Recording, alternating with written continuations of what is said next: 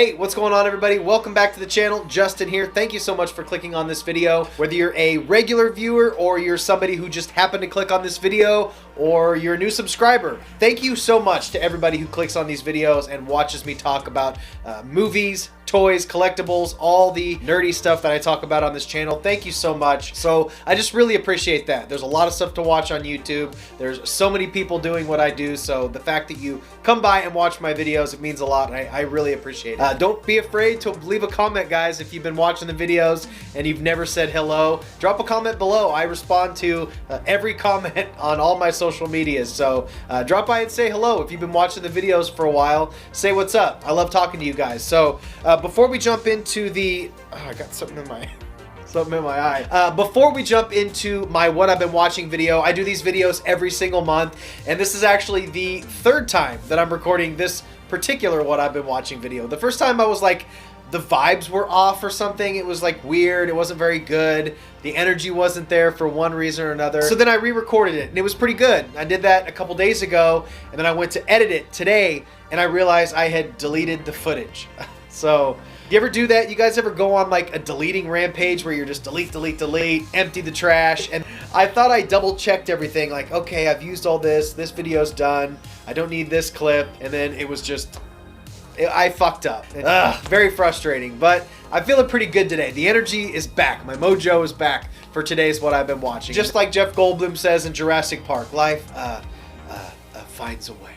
So I'm finding a way to get my Inspirato back and re-record this video for you guys. You know, I didn't watch quite as much as I usually do. Some of my past videos I've gone through almost 30 movies or TV shows. A little lighter this month with about 7 or 8, and we're gonna jump right into that. And there's a reason I haven't watched as much. I've been super busy creating a ton of content, some really fun videos for you guys. First of which being the video I posted earlier today, my Boglins video. Boglins are back. The late 80s, early 90s hand puppet toys. There was a Kickstarter months ago and they finally came in. So I did a full video, super deep diving all 3 Boglins that came in recently. Also, I did an unboxing of Psycho Gorman Hunky Boy Edition Blu-ray. This Blu-ray is incredible.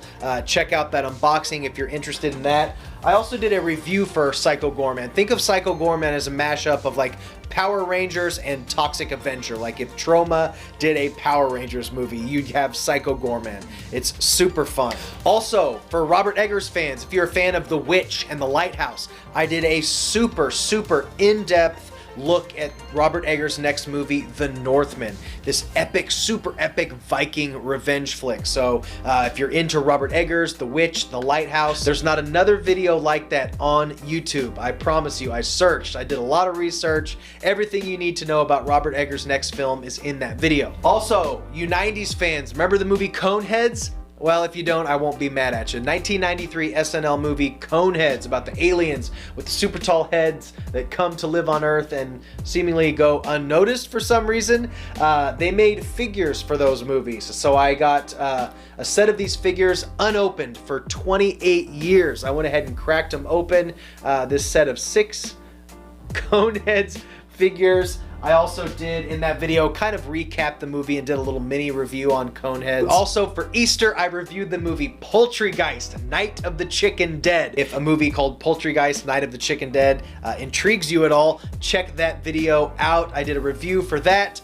Also, I have recent hauls with a bunch of t-shirts, collectibles, Blu-rays, all that stuff. Guys, my content is all over the place, but I try to keep it diverse and as entertaining as possible. I'm doing this intro in case I'm catching people, maybe this is your first time to the channel, give you a little bit of an idea about what I do. So guys, let's jump right into this haul now that I got all that shameless self-promo out of the way. Let's get into everything I watched in March. So I keep a track of everything I watch in my Letterboxd app. If you haven't heard of Letterboxd, a really cool app that allows you to create lists. It allows you to post reviews, track everything you watched. It's a really cool app. There's also some social media kind of aspects where you can comment on people's reviews and chit chat about movies. It's a lot of fun. If you follow me on Letterboxd, I'll follow you back. That's what I'm looking up here. So it looks like I have 7 movies that I'm going to be talking about. So next month's What I've Been Watching video will have a lot more. But as you can see in my self-promo intro, I've been really busy making a lot of videos, so I just didn't have time to watch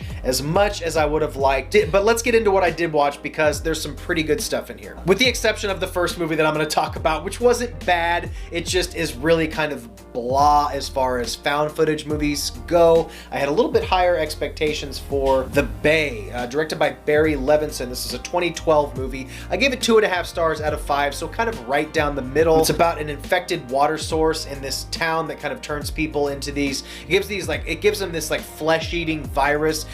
With the exception of some decent performances and some kind of cool body horror, what do you call it, flesh-eating disease type of effects, the movie was just a little bland, you know, nothing really pops off. It never really peaks. There's some cool scenes. It's not a bad movie by any means, but it's just kind of flat. I was a little bored with The Bay. I wouldn't give a strong recommendation unless you're a super big found footage person and you watch all the found footage.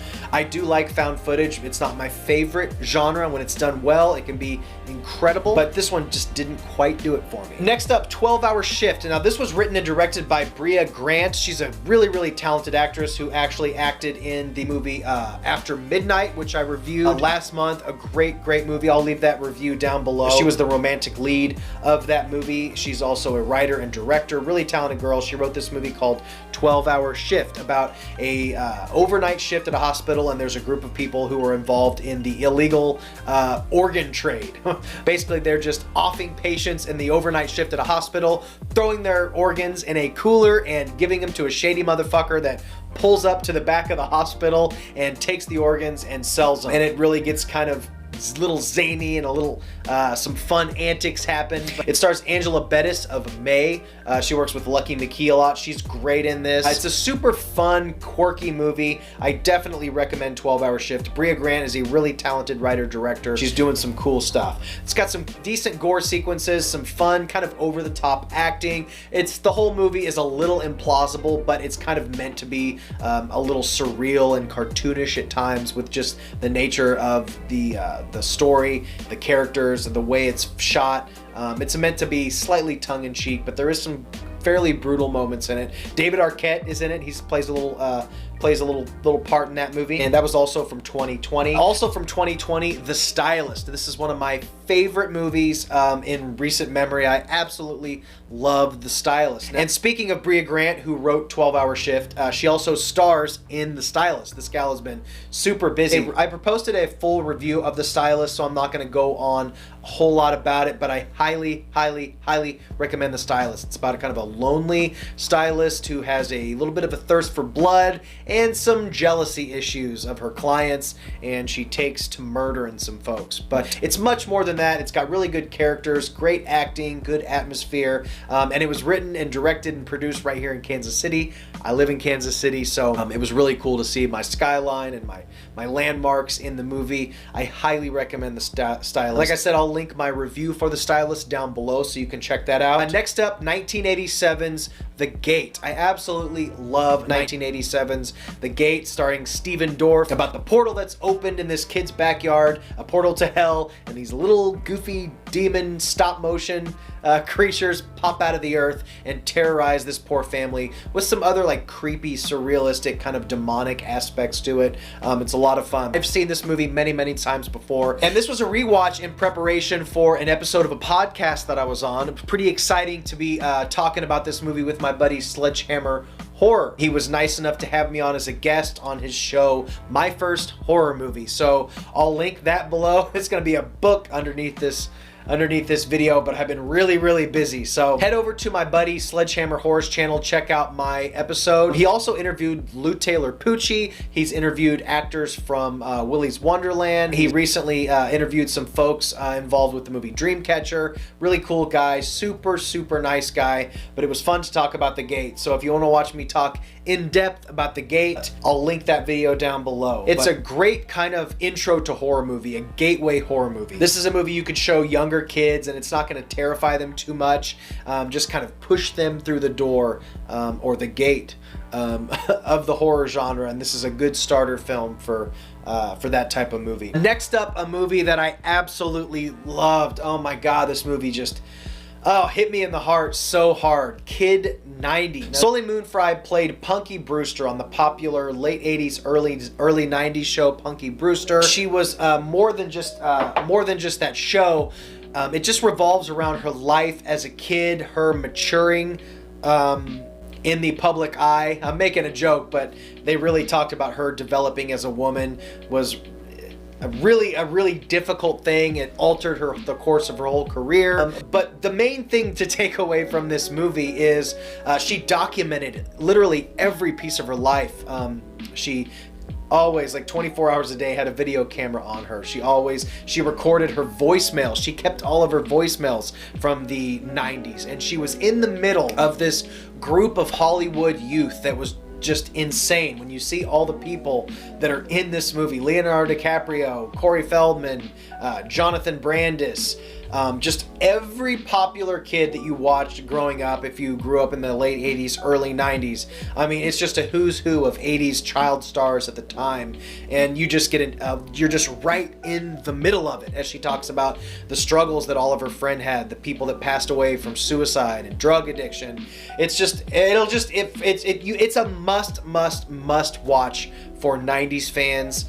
For 80s TV and television and movies fans. It's just like, it's an absolute must watch for 90s fans. You guys gotta see this documentary. I promise it'll be a gut punch to your emotions, and it hit me really hard. It even had me tearing up a few times. It was just a lot. Next up, 2019's Random Acts of Violence. This was written and directed by Jay Baruchel, the kind of goofball kid from the Apatow movies. He's written and directed movies before. He did the Goon movies. I think he did both of those with Sean William Scott, which are actually surprisingly good. They're kind of movies that not a lot of people talk about, but they're really good. So I actually heard about this movie from the Movie Crypt podcast. Where are my Movie Crypt fans at? Adam Green, the director of Hatchet and Frozen, and Joe Lynch, the director of Mayhem and a couple of other things. They have a podcast together, and they have a different guest on every podcast, and they kind of get deep into the nuts and bolts and kind of peel the layers back of the industry and filmmaking itself. And they talked to some really cool filmmakers, and they had Jay Baruchel on talking about his movie, and he's a super passionate horror fan, and he wrote this really cool movie. It's a pretty violent slasher movie. It's about this guy who has a really super popular horror comic book, and he's wanting to finish it up. He's been doing it for a long time, but he's ready to hang it up. He's ready to write the final book and finish it, but he needs a little inspiration, so he heads back to his hometown to get some inspiration. When he was a child, he went through some really traumatic fucked up shit when he was a kid, so I guess he's just trying to find some inspiration to write the last book of his comic book series. As they're going along their journey, actual real murders start happening at the same time in the same location as they are, and these murders directly mirror the kills and the murders in his comic books. These really elaborate, like, kind of art installation kills where the bodies are positioned very specifically with, you know, really morbidly positioning these mutilated bodies, kind of like artwork. It's really cool the way they did it. So they're trying to find out who is doing these murders, and, you know, because they're copied directly from his comic book. So really interesting movie. It ended really kind of shockingly and super weird. It's a really unique movie. I would definitely recommend it. It's got some definite stylistic choices. A lot of the neon that we're kind of seeing now, where, you know, the whole entire color palette of scenes are just splashed with, you know, really intense color and stuff like that, kind of Suspiria style. I'd recommend it. It's really good. And now finally, the last movie that I watched in March, Violation. I watched a review on Bloodbath and Beyond. If you guys are fans of Bloodbath and Beyond, it's a great channel for horror movie reviews. This one is crazy. This one is really crazy. It's a revenge movie, not like your traditional, you know, sexual assault style revenge movies like I Spit on Your Grave or those other type of movies. This movie's done a lot differently, and it's not your it kind of shows a different side of what, you know, sexual assault is. It's not always this like screaming, crying, horrifically violent sexual assault. The girl is asleep and she wakes up as somebody is doing something to her that she did not consent to. Nobody listens to her, and she gets really pissed off, and she decides to, I mean, that's what the whole movie's about. So she decides to kill this motherfucker, but it is done in like excruciating detail. The murder scenes are like really long and like just right in your face the way they're done and the way the body's disposed. It's crazy. I've never seen anything quite like it. They actually put a warning in front of the movie on Shudder, which I've never seen before. So I would recommend Violation, but know what you're getting into. It's really, really gnarly. I enjoyed it. So that's what I've watched. That's what I've been up to. Only, I think, 7 or 8 movies for March. In April, there's going to be a lot more. Going to be packed. I'm watching a lot more. And in fact, I guess I'll just announce this now. I wasn't going to say anything until I was sure, but I'm just going to make it happen. If I put it on here, I'm held accountable. I'm going to watch and review every single Saw movies. I've only seen the first Saw movie, the very first one. So with Spiral coming out here in a few weeks,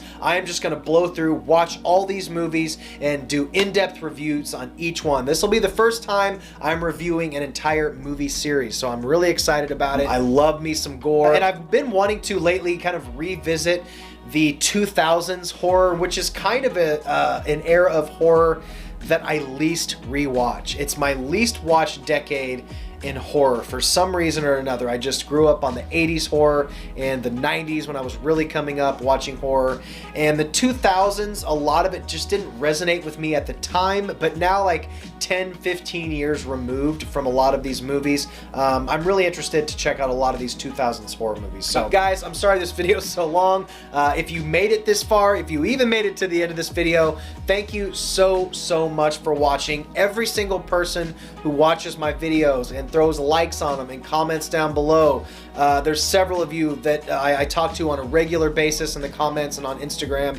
Guys, thank you so much. You know who you are. Thank you so much for watching my channel. I really appreciate it. And that's all I got, guys. I'll see you in the next one. Thank you so much. Guys, stay weird, you little weird fuckers. And I'll see you next time. Bye. That was intense. My bad. Sorry about that. That was rude. Love you guys. Bye. I love movies. Gosh, I love movies. I love watching them, and I love making them.